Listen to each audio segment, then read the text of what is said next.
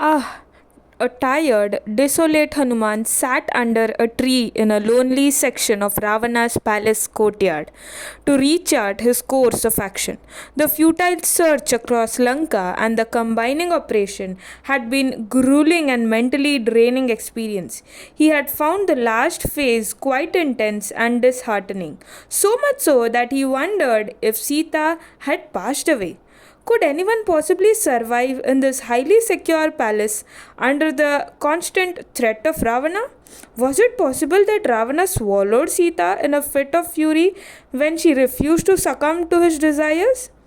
Did Ravana's wives kill her out of jealousy? Was it possible that Sita could not survive the pangs of separation from Rama? Or did Ravana throw her into solitary confinement into some cage in an inaccessible part of Lanka?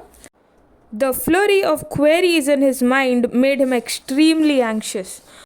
All sorts of defeatist thoughts began to flood his mind. The consequences of returning with no information about Sita's whereabouts were not lost on him. He knew that the very thought of losing Sita forever would kill Rama. Rama's demise would mean Lakshmana's end.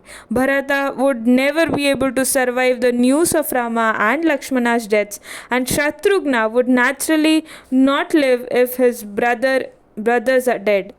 With the demise of four sons would come the end of the three mothers. If every member of the royal family were to die, the citizens of Ayodhya would crumble.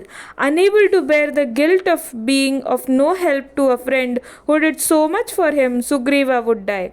His death would take the life of Angada. Then Tara and Ruma would not survive the loss of their loved ones.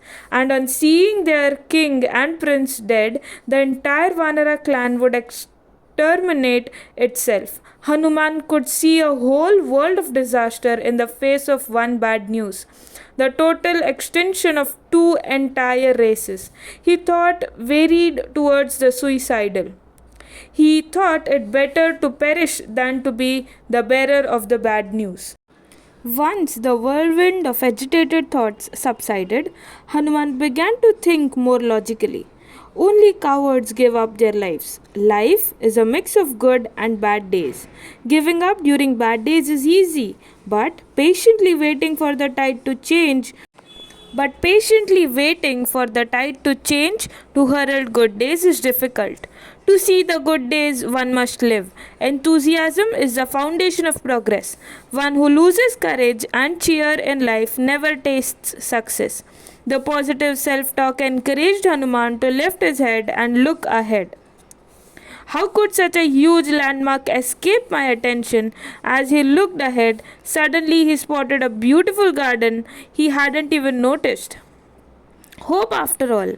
Before he set forth towards the garden, Hanuman folded his hands and offered a small prayer. This was crucial night in Hanuman's life.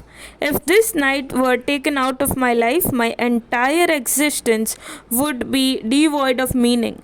This night is my only chance to prove myself and serve Lord Rama in the most tangible way. There is no room for negativity tonight. A silent prayer emerged from the deepest core of his heart. नमोऽस्तु रामाय सलक्ष्मणाय देव्यै च तस्यै जनकात्मजायै नमोऽस्तु रुद्रेन्द्रयमालिनेभ्यो नमोऽस्तु चन्द्रार्कमरुद्गणेभ्यः, which means I offer my respects to Rama and Lakshmana. I then offer my respects to Sita, the daughter of Janaka. It is purely by your grace, O Divine Mother, that I will be able to see your divine form. I offer my respects to Rudra, Indra, Yama, Vayu, the god of directions, Surya and Chandra. All of you, please help me find Sita.